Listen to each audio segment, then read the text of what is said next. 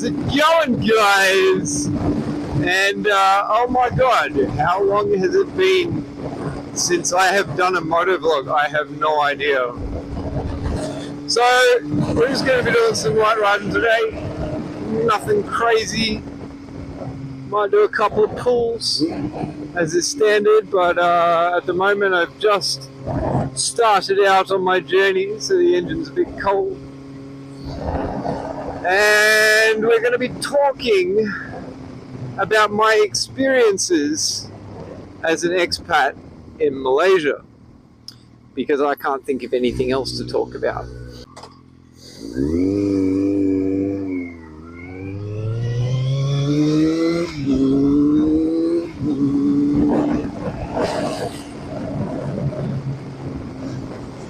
Right, so my experiences as an expat in Malaysia. Well, first thing I would say is undoubtedly, I believe that, not that I have any experience in any other countries, but Malaysia was not that difficult for me as an Australian to adjust to life here. It's a very, even though it is an Islamic country, it's a very laid-back Islamic country. There is little to no hardline beliefs here. Not saying that they don't exist, but it's certainly not something that you would like see on the daily like you would in, say, you know, the UAE. Additionally, you know, there are a lot of things about Malaysia that actually make it a really great country to live in. Like, for example, being able to ride a fabulous motorcycle. I just want y'all to know, in case you caught that I did run a red light there, but there never used to be a traffic light there. And it's completely safe to actually turn left because there's a slip road where you can turn, and everybody treats it like a stop sign. And when I say everybody, I mean like everybody treats it like a stop sign. So there you go. Anyway, there are some fantabulous things about living in Malaysia, like riding a motorcycle how I want. You know, coming from Australia, which has, you know, these absolutely stupidly, ridiculously strict laws on speeding and all this sort of stuff. No, like, don't get me wrong, like, I'm not saying that people should be, you know, going as fast as they can wherever they go. That's not appropriate. But you can ride/drive to the conditions. And here in Malaysia, that is acceptable. If you're on a highway and there's no traffic and it's a quiet day, right, or it's off-peak like it is now, you're going to see me traveling at 130, 140 kilometers per hour because I can and because it's safe. It's completely safe because, one, I'm on a highway, right? Nobody's going to be fucking merging into my lane, right? Or merging onto the highway in front of me, right? And two,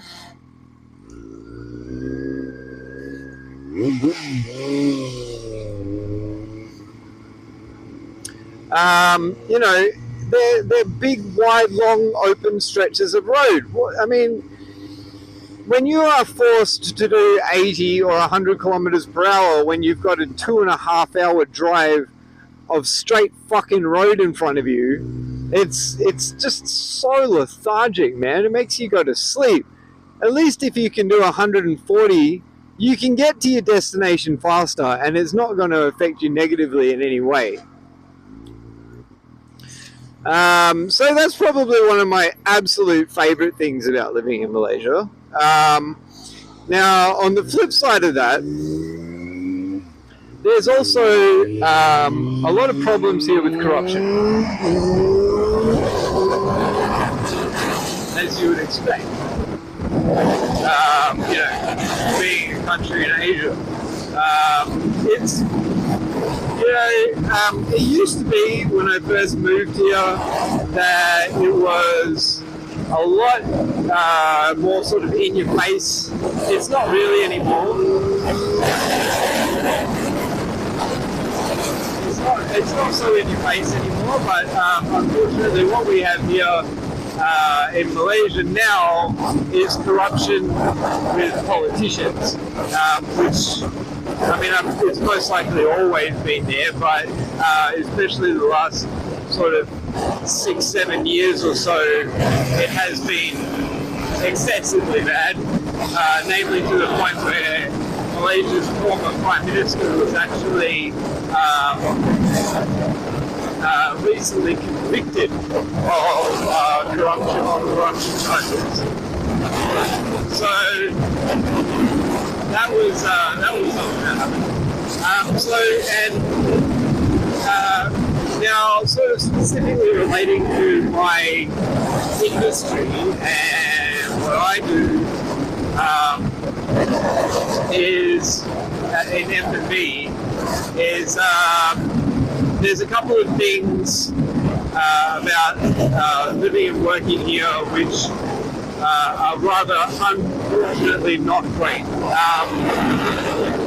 Namely, the exploitation of the workforce. Now, hey, I should point this out, right? Up in front of me here, right, there's a police officer. Now, I'm going to probably end up passing this guy, right? And I'm not going to be doing like anything stupid and passing him at a ridiculous speed. But the speed limit on this particular highway is 70 kilometers per hour. I'm currently doing 95, and he's pulling away from me. So, what does that tell you about speed limits here? they don't exist, man. You ride or drive however is appropriate for the conditions. So, my God, my bike feels good. I haven't ridden my bike in weeks, man. I almost forgot how awesome it feels. I know that in my last video I told you guys that everything was finally fixed and she's running real nice. That was a bit sketch. So she feels real nice. Anyway, moving on. I don't know, that's it. This guy's got like an adventure modded cup chai. You guys see that? Oh no, of course you didn't, because I don't have a chin. There you go. Have a look at that. He's got like an adventure modded cup chai. That's kind of cool.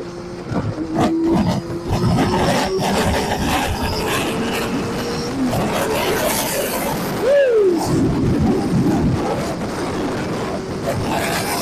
So, right, where was I?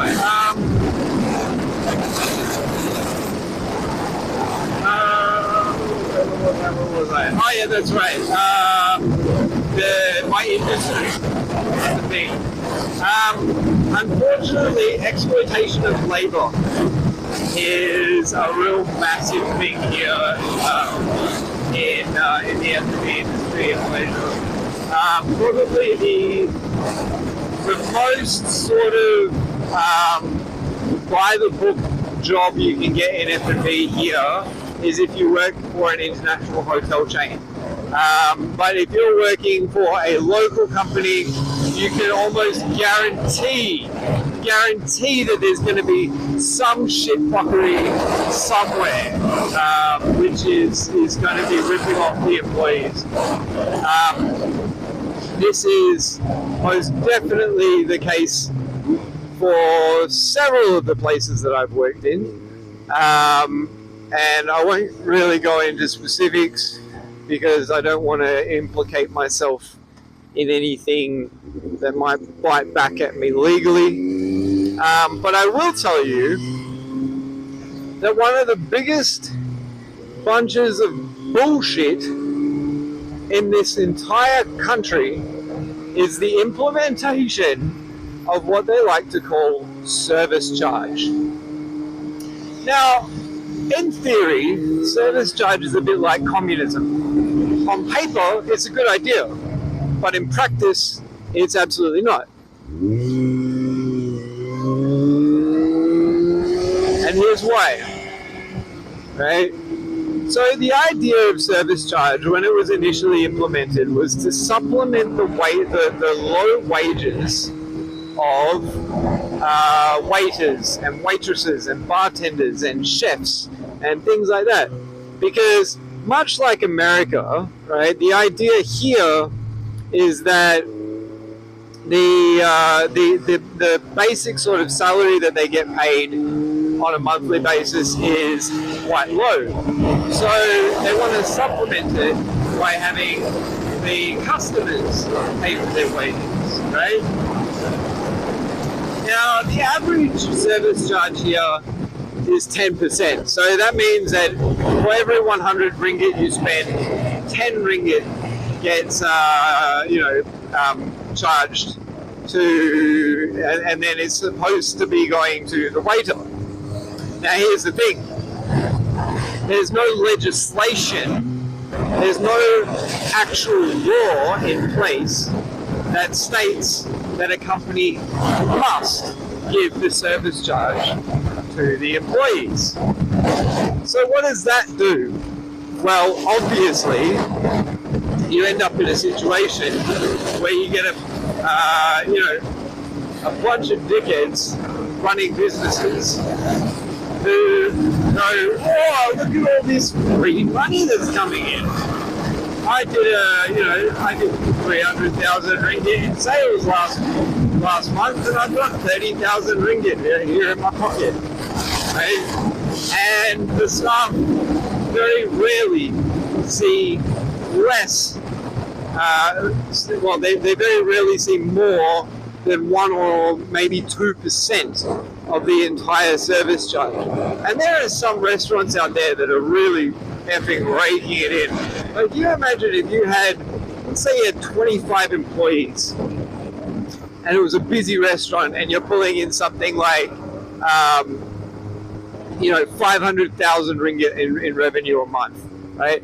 50,000 ringgit divided by 25, you do the math, 5,000 ringgit per person, right? On top of the salary, which is typically about, 1,500 to 1,900 ringgit per month. That is absolutely massive, right? And that's how it should be, right? Because anybody that works in F&B will tell you, and anybody that has worked in F&B will tell you, is that it's a very, very difficult job. It's physically demanding, it's mentally draining, it sucks up all of your social life. Like, there is no social life left whatsoever. And it's just, so to do a job like that and get paid, less than 2,000 ringgit a month as a waiter is bullshit, right?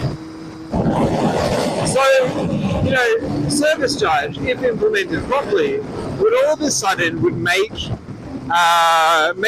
the industry a lot more appealing to young local people, right? And more than that, if you know that your salary, or rather the not your salary, but the money that you take home at the end of the month is directly linked to your sales performance in the outlet, what do you think is going to happen? Customer service is going to go up, right? So you're going to end up, as a customer, getting better service, right? And waiters are going to be able to actually support themselves and their families, right? Because, it's an unfortunate reality that over here, being a waiter is kind of seen as a pleb job. You know, it's a no-hoper job. It's like working at McDonald's, right? If you work as a waiter over here, then, well, sucks to be you. You're not going to go anywhere in life. And believe it or not, that was actually kind of the attitude that my in-laws had when they first met me. I remember, you know, I had decided a very long time ago that I was going to do F&B as my career. Maybe not the best decision, but, you know, it is what it is. It's what I decided. And you know, for the most part, I like it. I enjoy my job. Especially, you know, nights when I'm working behind the bar. I love bar work. It's probably the most fun job that I can think of in my industry. But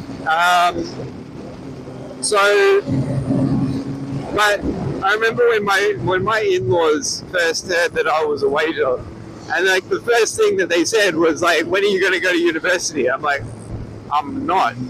It's a waste of money. I'm not an academic. I don't do academics, right?" But in the end, I did end up going to university to placate them. And sure enough, as I expected, it ended up being a waste of money because I wasn't really interested in the course that I was doing. I wasn't really interested in, well, there was, because I did game design.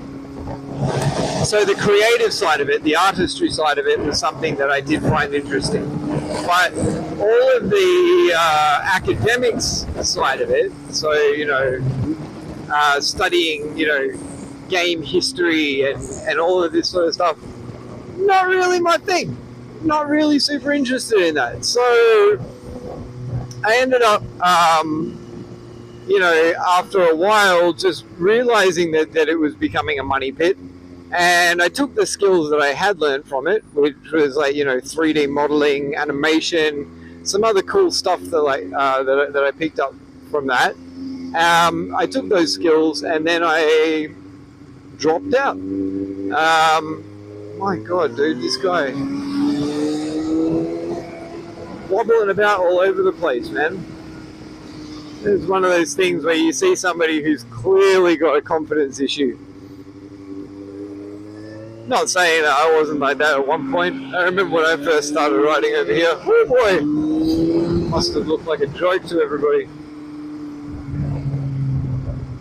So, oh, look at that. We found ourselves in KL. I actually didn't intend on coming here. I just kind of was riding and then I ended up following the old route. I'm going to pause for a minute here because we're at a traffic light.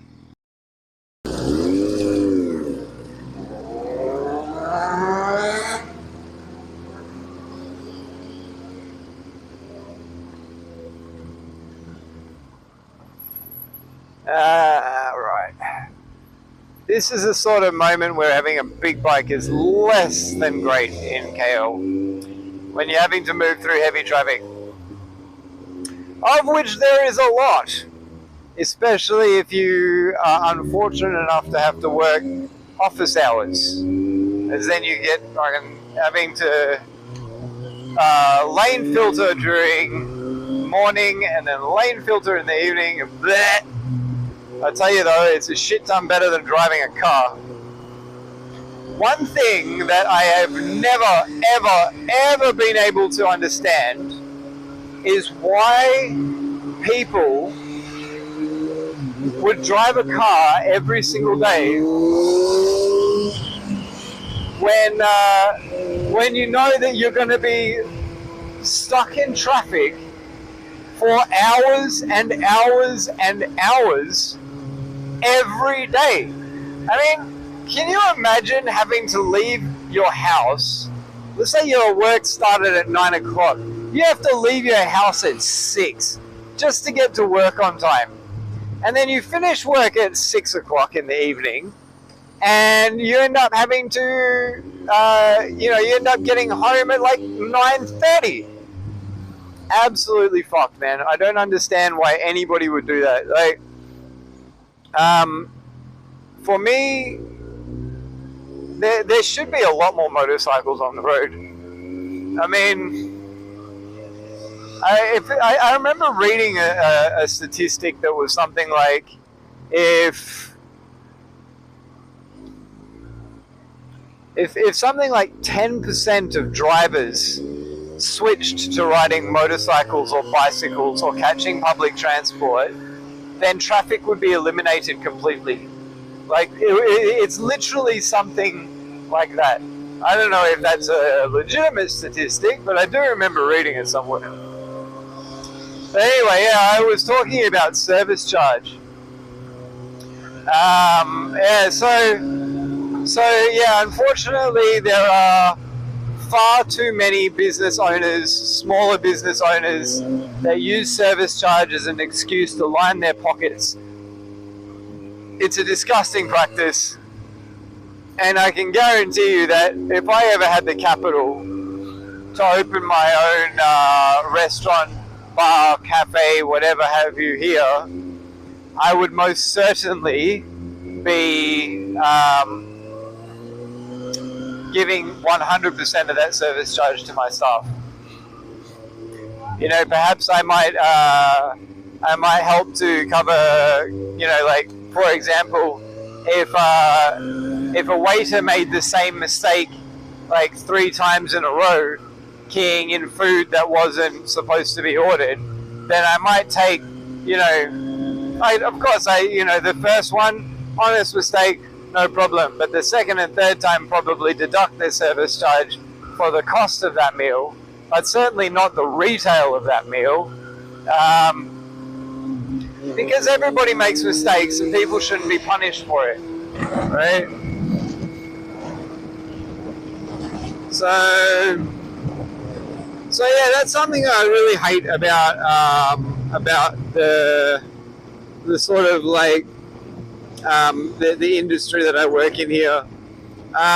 Things that I do like about the industry, though, is that there is a huge variety of cuisines, and there are so many bars, restaurants, cafes, all sorts of F&B outlets in KL. So basically, whatever it is that you're into, you can find it. You know, ranging from your sort of local eateries over here that they call mamaks, which many of them are absolutely freaking delicious. Right? This is a sort of place where you would go and get nasi goreng, or roti canai, or nasi lemak, or chicken curry. Then there's a lot of mamaks also do this sort of like I guess you could say it's a bit like a buffet, right? Where you go up and you decide whether you get every meal comes with rice, but you get to choose like whether you want some chicken curry with it, or some fried chicken, or some sambal squid, or anything like that. Mamaks, if you're ever visiting Malaysia, you gotta go to a mamak, man. Get yourself some noodles, get yourself some rice, get yourself some roti canai, and a teh tarik, or a teh ice, which is like it's like the go-to. Most Malaysians' idea of coffee is not espresso. Most of them will just drink things like iced tea, but it's not like your typical iced tea. It's like iced tea which is mixed with condensed sweetened milk. I like it. It's not for everybody, but I like it a lot. And it's usually very, very strong tea as well.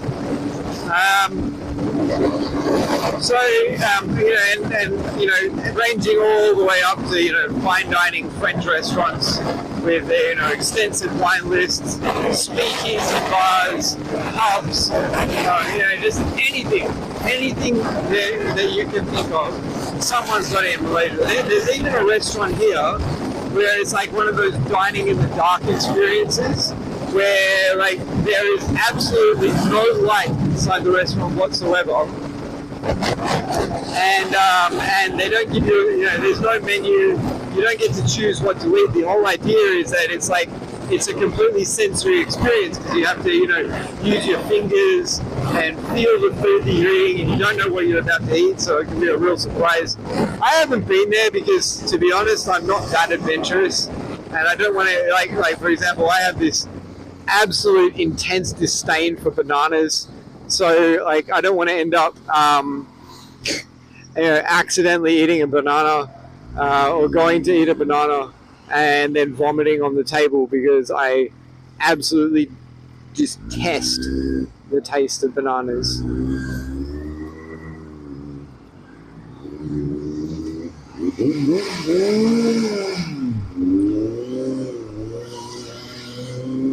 So, I haven't really talked about what it's like being an expat that much, have I? Well, overall, it's certainly not bad. Especially for the industries where most expats are in, which is essentially in Malaysia, which would be oil and gas or mining. Those industries, you know, I'm sure would be no problem at all. You're probably going to get really good wages and good working conditions because, after all, you are considered a highly skilled, employee, which they brought in because they can't really trust locals to do the job as well. So that would be fine. But in my industry, however, sadly, working as an expat, not very good. Not recommended. I would not have moved here if it wasn't for my wife. I specifically moved here because it was easier. My wife was having trouble getting permanent residency in Australia, so then we decided to move here for a while, and I ended up staying. But I can tell you for sure that I have never had what would be considered a decent salary under Australian conditions. My salary is in fact so low when converted into Australian dollars that I wouldn't even be considered employed. It would be below the minimum tax bracket. So, which honestly has been a bit of a problem in the sense that I haven't been able to make any savings in my Australian, when I eventually move back to Australia, I will. But thankfully, there are other things, other factors which have made that not such a serious issue for me.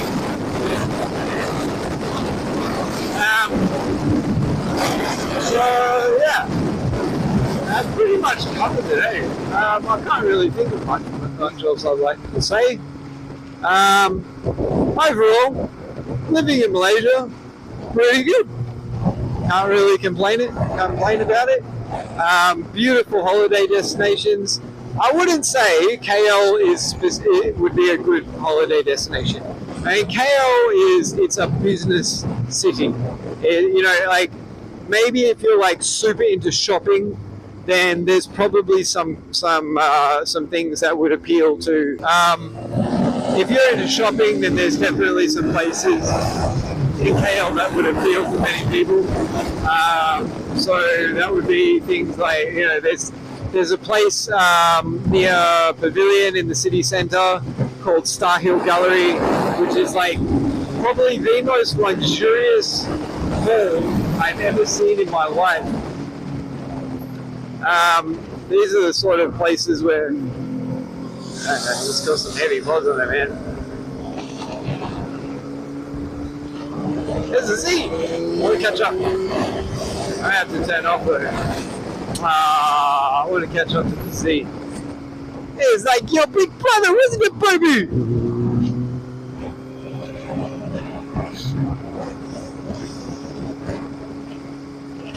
So, another downside. The cost of vehicles in Malaysia is astronomical, man. Like, I really don't know how much a Z7 is like in Australia these days. But in my last bike, for example, was a Kawasaki ER6, which is a very sort of, a lot of people say it was bland. It's a bland middleweight commuter bike, but I'll be honest, right?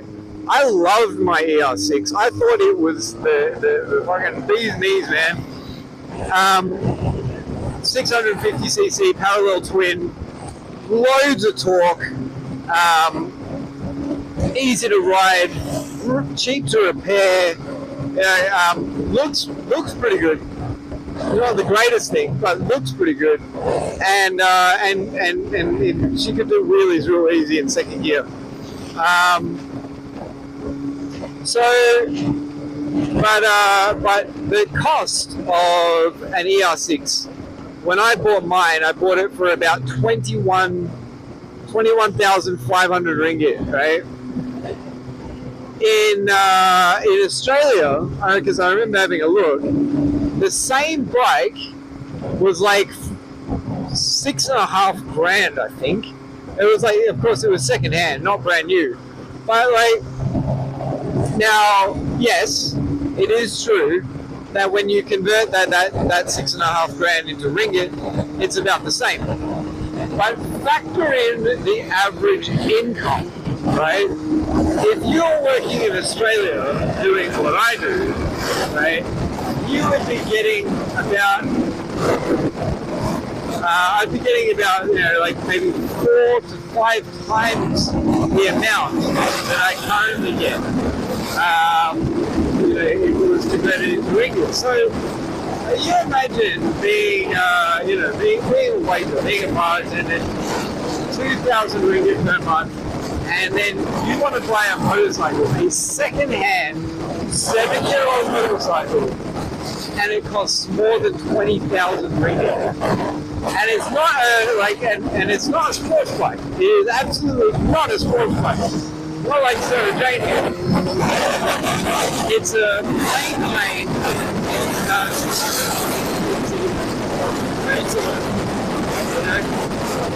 That is not something that is reasonable. And if you think that's bad, oh my god, you should see the cars, right? Take for example, in front of me here, we have a Honda HRV, right? That Honda is probably going to cost around about 100,000 ringgit, maybe more, right? And that's not including on-road costs. So insurance, registration, maintenance, right? That is not including that. So just to get in that car, right, you're paying 100,000 ringgit. On the flip side though, which is not so much the case as it used to be, things are getting more and more expensive every day as they are all over the world. My food used to be super cheap. And petrol, at least, is not overly expensive here. Which is mainly because Malaysia has its own oil reserves. So the price, they produce their own fuel, and the majority of it is used domestically. And the price is actually controlled by the government. So it's one of those sort of benefits. Definitely an upside, especially if the cost of what I've seen of the cost of fuel in Australia these days. Yuck. No thank you. So,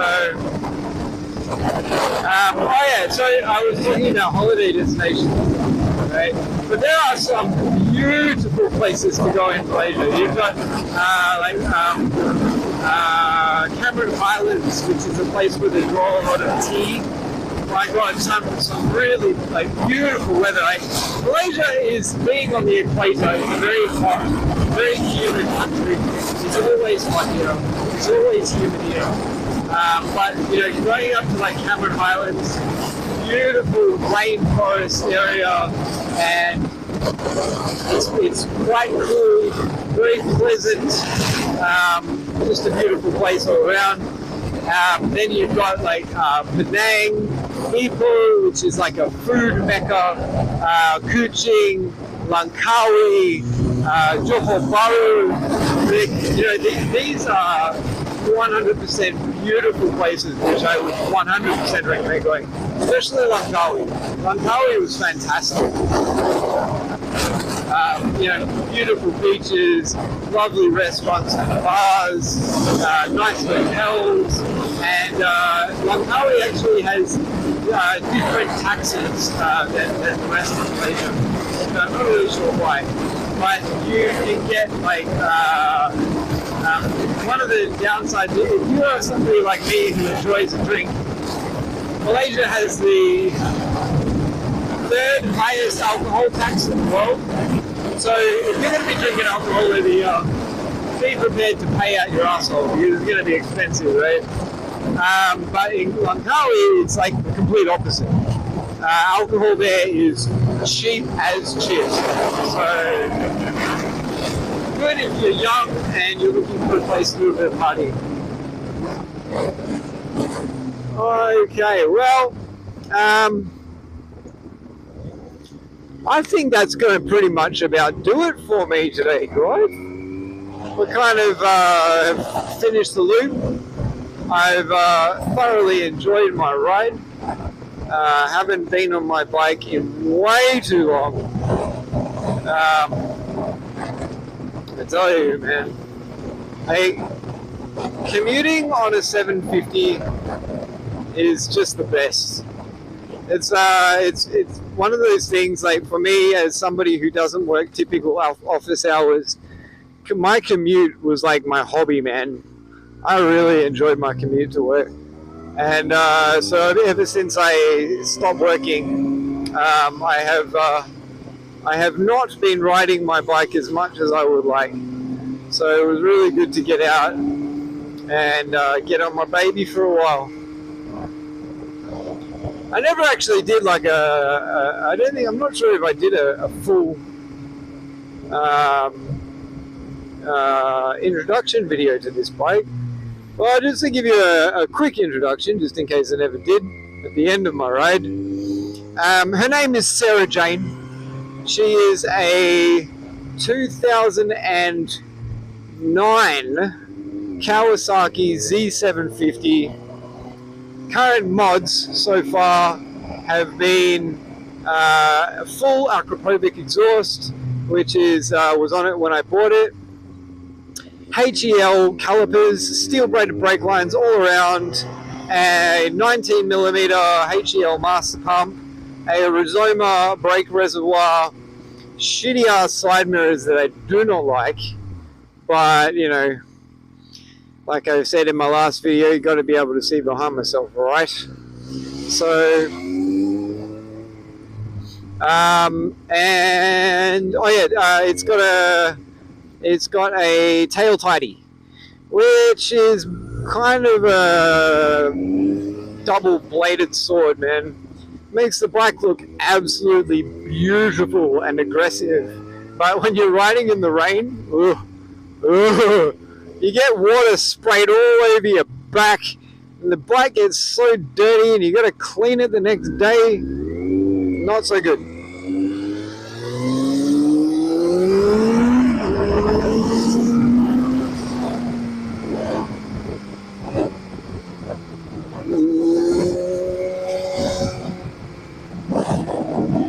All right.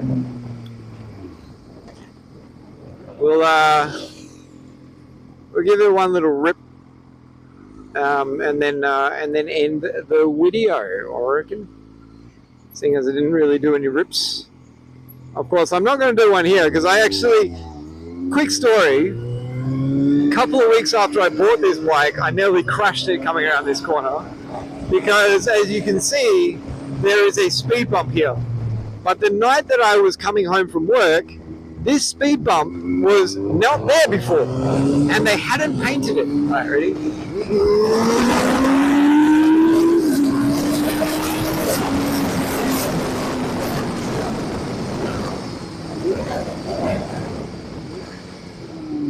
There you go, guys. See, if I did that in Australia, a police officer would jump out from my asshole and then I'd probably lose my license, which is the reason why I wouldn't get my motorcycle license in Australia for that matter. Because I know that being riding in Malaysia for 7 years, I would probably lose my license within a second and end up going to jail. Alright, well, that about does it for me. Until next time, have a good one.